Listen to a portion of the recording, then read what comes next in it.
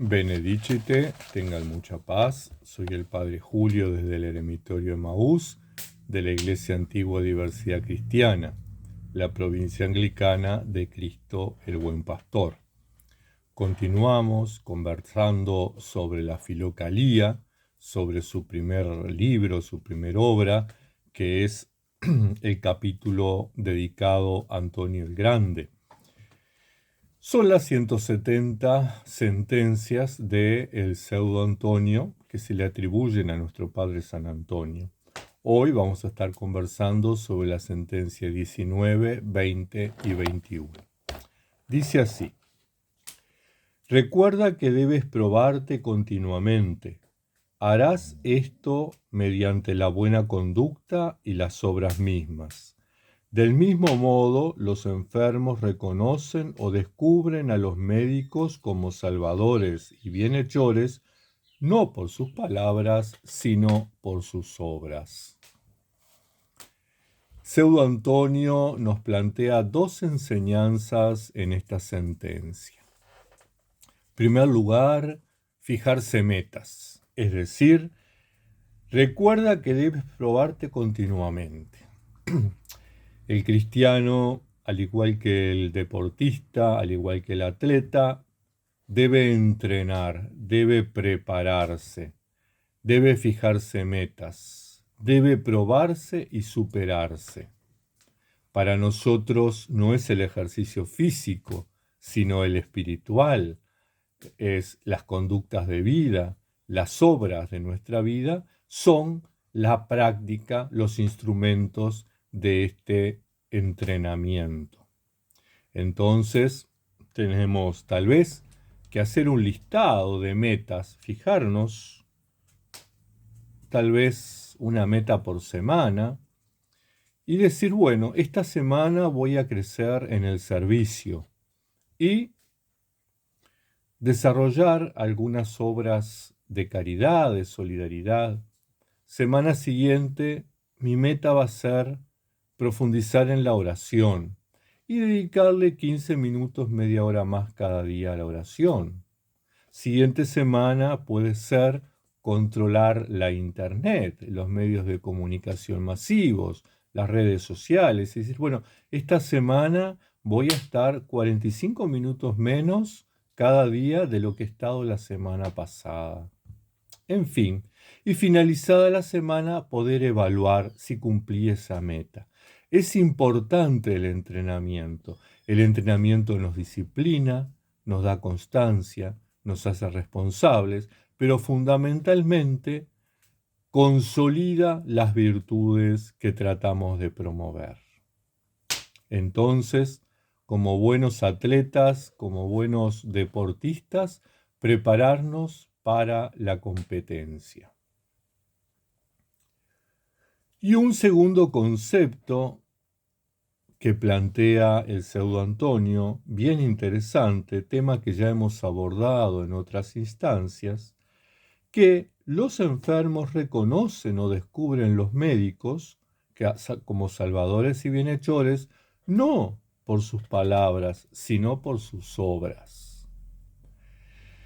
Y esta segunda característica, esta segunda enseñanza del pseudo Antonio tiene como dos caras. Por un lado, el reconocimiento de los pastores, de los padres espirituales, de los guías, de los orientadores. Los podemos reconocer por sus obras.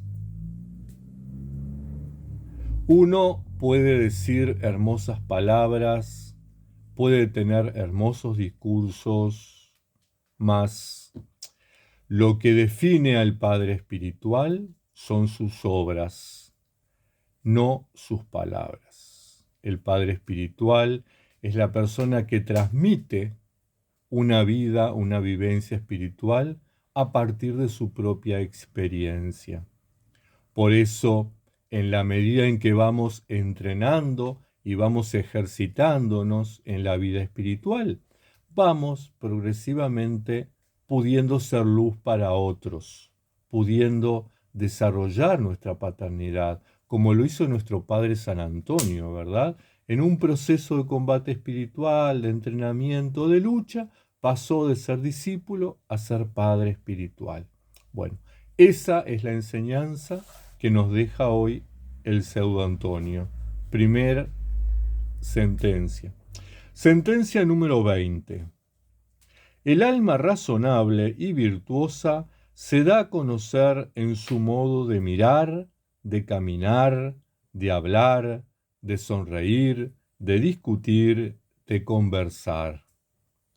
Esta transforma y corrige todo de la manera más digna, y ello sucede porque el intelecto, ocupado por el amor de Dios, es un camino sobrio, es un custodio sobrio que obstaculiza el acceso a los malos y turbios pensamientos. Uno, tarde o temprano, demuestra lo que es. No se puede mentir permanentemente las 24 horas.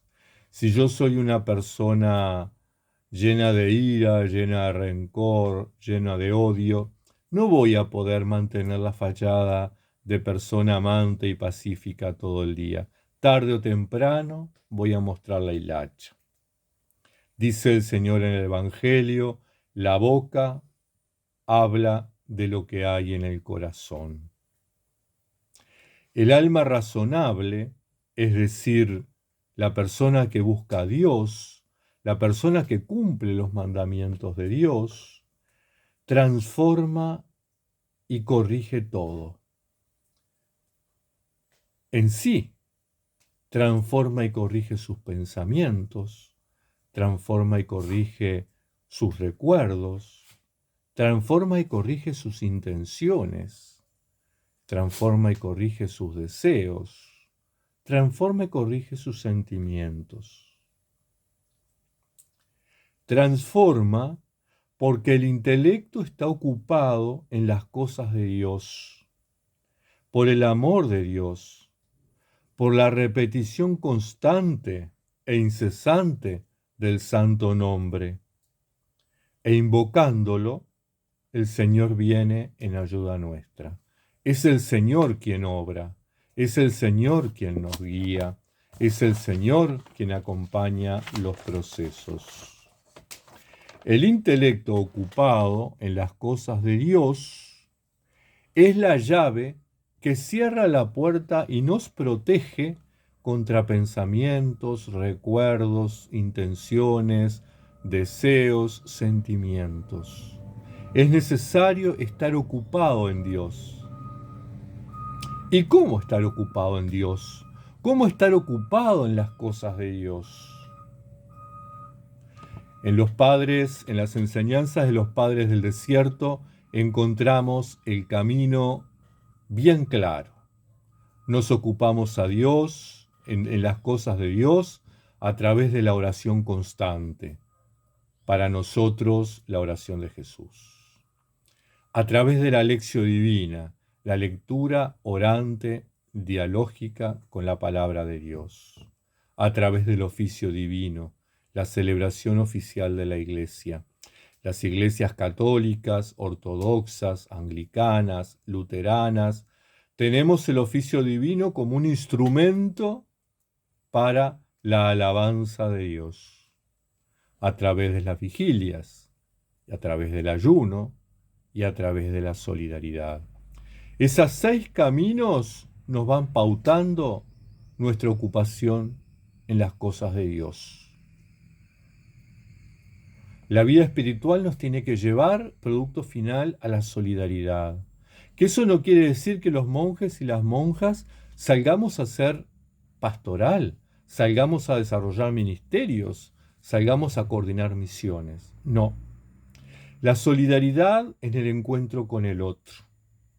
La solidaridad en la persona que se acerca, que tal vez no venga todos los días. Tal vez no todos los días llegue gente a nuestro eremitorio, a nuestro monasterio.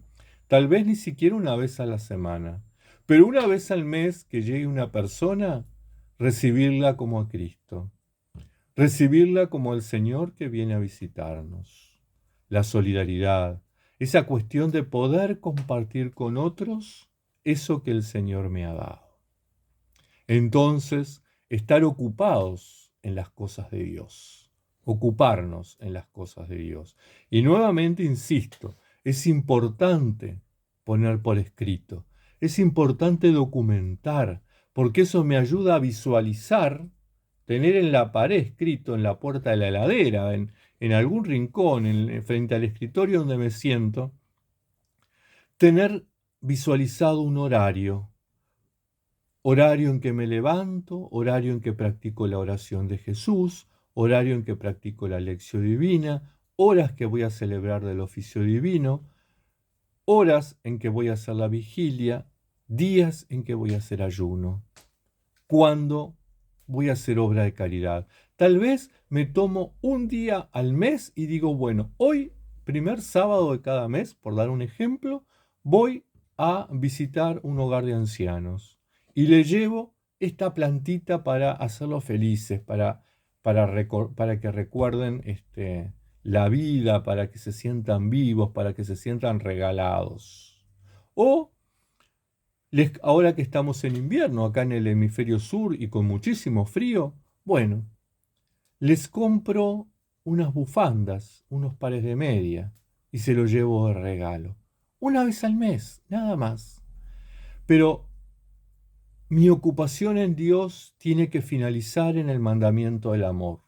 Amor a Dios y amor al prójimo.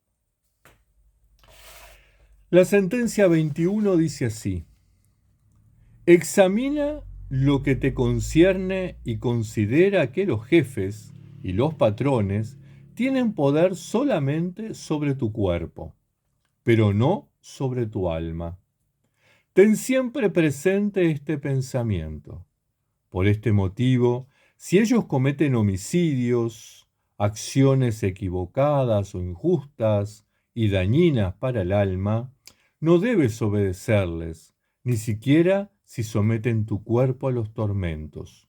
Dios ha creado el alma libre y dueña de sí misma para actuar bien o mal. Recuerdo una frase que usaba mucho cuando ejercía, saben que me jubilé, pero cuando ejercía como trabajador social, como asistente social, y en mi última etapa, que me tocó trabajar con jóvenes adictos, tenía una frase que para mí era muy importante y la trabajaba con ellos. El entorno, el medio, nos condiciona, pero no nos determina. Esto es importantísimo. Yo puedo vivir entre ladrones, pero no por eso tengo que robar. Yo puedo vivir entre homicidas, pero no por eso tengo que matar. Yo puedo vivir entre adictos, pero no por eso tengo que consumir. El medio a mí me condiciona. Existe la posibilidad de que yo sea igual, pero no me determina. Depende de mi discernimiento, depende de mi libertad. Depende del proyecto que yo tenga. Lo mismo sucede a nosotros cristianos, a nosotros, monjes y monjas, que hemos optado por un seguimiento más radical del Señor. El mundo, la sociedad, la cultura nos condicionan, nos empujan al individualismo, nos empujan al consumismo, nos empujan a permanecer en las redes sociales, pero nada de eso nos determina. Yo tengo la libertad de decir no. Tengo la libertad de apretar el botoncito y apagar el televisor. Tengo la libertad de apretar el botoncito y salir de la internet, dejar las redes sociales. Por eso es importante el discernimiento. Tengo que ser capaz de elegir entre el bien y el mal. Y esa elección va acompañada de renuncia, otra frase que para mí es significativa, es importante y la he trabajado muchísimo con las personas en mi trayectoria social. Elegir es renunciar. Si yo elijo determinadas cosas, evidentemente estoy renunciando a otras. Pero eso es un acto de libertad. Por eso discernimiento y libertad van de la mano. Dios me creó libre. Yo puedo vivir en el peor entorno y no por eso tengo que ser la peor persona. Es importante, hermanos, hermanas, que tengamos estos elementos presentes. A manera de síntesis, entonces, primer ejercicio, primera enseñanza del Pseudo Antonio, entrenarnos para la meta, prepararnos. Segundo ejercicio, transformar nuestra vida de acuerdo a el camino que es estar ocupado en Dios. Y tercero, nada más y nada menos que poder definir entre estar condicionado o estar determinado por el medio. Recordemos, el medio no nos determina. Nada en nosotros puede ser sometido al entorno. Tenemos la capacidad de elegir. Queridos hermanos, hermanas, que la Madre de Dios nos proteja, nos acompañe y nos bendiga. Hasta un próximo encuentro.